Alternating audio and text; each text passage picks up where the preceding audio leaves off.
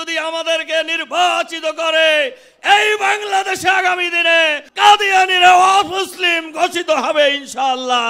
আজকে আমরা যে মহা সম্মেলনে উপস্থিত হয়েছি, এটা আজকে শুধু সরোয়ার্দী উদ্যান নয়, গোটা বাংলাদেশে সরোয়ার্দী উদ্যানে পরিণত হয়েছে। শুধু সরোয়ার্দী উদ্যানে বাংলাদেশ নয়, গোটা মুসলিম বিশ্ব সরোয়ার্দী উদ্যানে উপস্থিত হয়েছেন। আমাদের সবার বক্তব্য পরিষ্কার।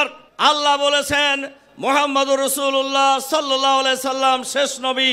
মুহাম্মদুর রাসূলুল্লাহ সাল্লাল্লাহু আলাইহি সাল্লাম নিজে বহু হাদিসে বলেছেন তিনি সর্বশেষ নবী, এর পরে আর কোন নবী আসবে না।